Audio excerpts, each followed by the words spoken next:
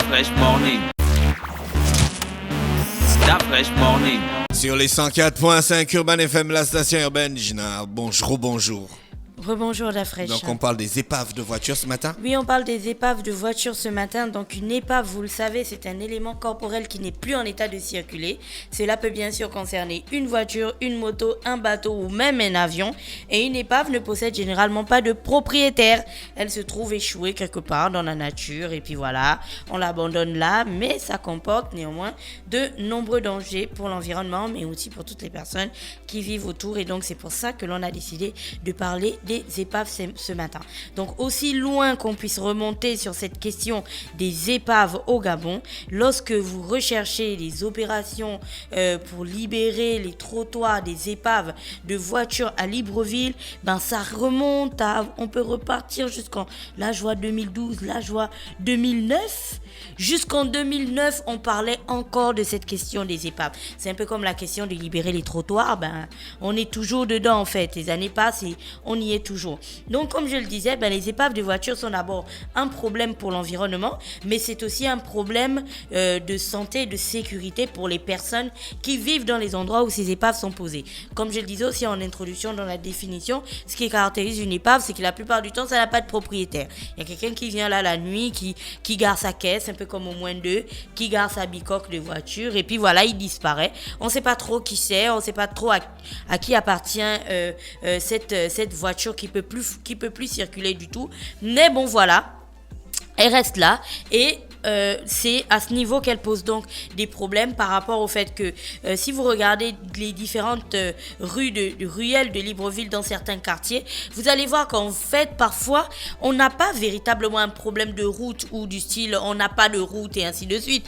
C'est qu'on a un problème de route obstruée. Vous pouvez avoir des espaces dans les quartiers qui sont bien aménagés. La route en gros n'a pas de gros soucis. Disons qu'elle est goudronnée, elle a l'air un petit peu étroite, mais ça va, ça passe. Mais ce qui pose problème sur cette voie, c'est que de part et d'autre, tu as des véhicules qui sont garés et qui ne bougent jamais de là. Vous pouvez aller vous en rendre compte dans la zone de là, par exemple. Il y a des véhicules qui sont là depuis belle lurette. Il y a déjà même des petites plantes qui poussent et ainsi de suite. Mais ça ne bougera pas. Ou bien comme dans la zone de Nombakele, vous avez, quand vous allez vers le feu, vous quittez donc derrière l'hôpital et vous allez vers le feu de Nombakele et vous prenez même la descente de Nombakele qui va à la station.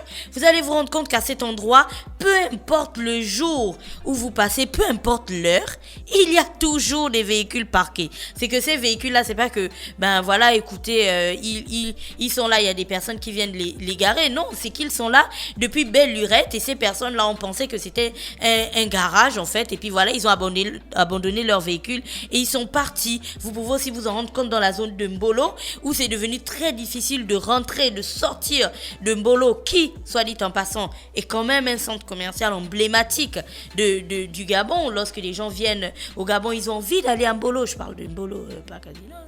Voilà, ils ont envie d'aller à Mbolo. Et lorsque vous allez à Mbolo, que ce soit pour rentrer, donc quand vous quittez des affaires étrangères ou pour ressortir toujours par les affaires étrangères, vous allez vous rendre compte que c'est toujours obstrué. Il y a des véhicules à gauche, à droite, en plus des vendeurs de fleurs. Et puis la route qui est coupée pratiquement. Et puis le marché qui se développe, on vend même déjà les atangas, les oranges, les babouches, les sacs, les livres. Ouh là là, c'est chaud hein. Ouais, c'est comme ça en fait et c'est ce qui caractérise la plupart des zones de Libreville. Et plus grave encore aujourd'hui, si vous allez au PK12, c'est ce qui est révoltant. Aujourd'hui, c'est difficile de sortir de Libreville et même d'y entrer parce que au niveau du PK12, qui est en gros la porte de sortie et d'entrée de Libreville, vous allez vous rendre compte qu'au PK12, de part et d'autre, il y a encore des véhicules qui sont garés partout, ce qui fait que entre les clandos, les épaves des voitures et ceux qui veulent entrer et sortir de Libreville, ça crée une sorte de cacophonie, de brouhaha pas possible et ça fait que en fait, quand tu as envie de sortir de Libreville, tu te tapes un petit embouteillage sur ce tronçon et tu comprends pas. Tu es du genre en train de te dire mais on a refait la route.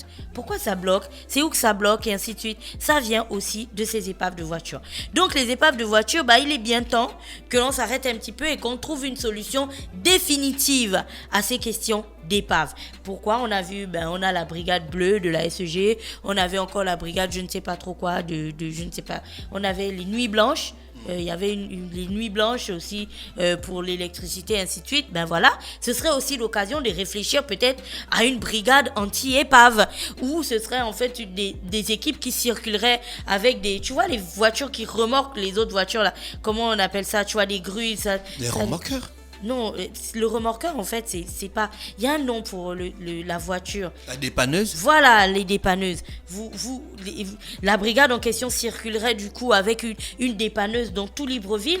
Et puis, dès qu'on voit un véhicule qui envoie 2-3 jours, ben, il est posé là, il obstrue la voie publique, qu'est-ce qu'on fait? On chope ce véhicule et puis voilà, on l'emporte. Et puis, je vous entends d'ici, oui, on l'emporte où? Qu'est-ce qu'on en fait? Ben, on en a beaucoup parlé ici. Dans la zone économique spéciale de Coq, par exemple, il y a des entreprises. Il y a une entreprise qui est spécialisée dans la transformation du fer. Tu vois, ce métal, elle le transforme en fer à béton, donc utile à la construction. Après, bien sûr, plein de petits mélanges et un gros processus. Par exemple, il faut enlever tout ce qui est éponge plastique et machin truc dans la voiture pour ne garder que la structure même, tu vois, métallique et tout qui va ensuite être fondu, et ensuite c'est ça qui va permettre de fabriquer le fer à béton. Ben là, on a donc un business qui sera intéressant. On prendrait tous ces véhicules-là, on trouverait juste si vous avez une petite entreprise qui est spécialisée dans ça, dans le nettoyage, vous enlevez le plastique et tout ça, les éponges et tout. Si vous avez une petite entreprise qui est spécialisée dans ça, c'est l'occasion de partir déjà à la mairie et de déposer votre dossier en poussant de sorte que cette brigade anti-épave voit le jour. Et puis, on ne livrerait du coup que des épaves métalliques en coque, et tu vois que c'est une sorte de recyclage qui est super intense. Par contre, aujourd'hui, en ayant toutes ces épaves dans la rue, qu'est-ce que ça fait? Par exemple, la nuit, dans les endroits sombres, les braqueurs se cachent dans les véhicules là, dans ces épaves de voiture. Lorsqu'on a fini d'agresser une fille, de tuer un enfant ou je ne sais pas, ce genre de choses, c'est des faits que l'on a déjà vus, c'est du déjà entendu. Ces cadavres que l'on retrouve dans les épaves de voiture et tout ça, qui sont un peu disséminés ça et là dans Libreville, vous le savez. Après, ces épaves de voiture qui sont garées aussi ça et là, qu'est-ce que ça fait? Non seulement ça fait en sorte que la ville c'est comme si elle était touffue, tu vois, on n'arrive pas à circuler du tout parce que il y a des voitures de part et d'autre, donc en termes de fluidité, ben on n'est vraiment pas arrivé au bout de ses peines.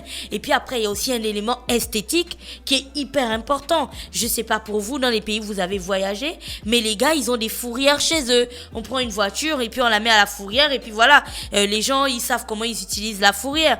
Nous, on a une sorte de fourrière, mais à ciel ouvert. Et ça n'a pas de sens parce que ça entretient cette image de ville abandonnée, de ville morte qui ressemble pas à grand chose. Et c'est en ça que c'est triste. Donc voilà, la mairie de Libreville, un nouveau projet, c'était une offre ce matin. Lancez-vous et lancez votre brigade anti-épave. Et puis baladez-vous donc avec des dépanneuses dans tout Libreville. Et puis vous allez ramasser tous ces véhicules qui obstruent les voies. Tout en sachant que si quelqu'un n'est pas d'accord avec le fait qu'on prenne sa voiture, bah il aura qu'à la garer devant sa maison. Voilà. Merci Gina qui est avec nous ce matin sur les 104.5 Urban FM, la station urbaine dans le Fresh Morning pour un très très très petit clin d'œil civique. Plus on arrive de vendredi, plus les clins d'œil civiques deviennent de plus en plus petits.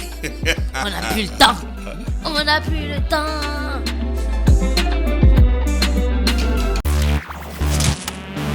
Stop Fresh Morning.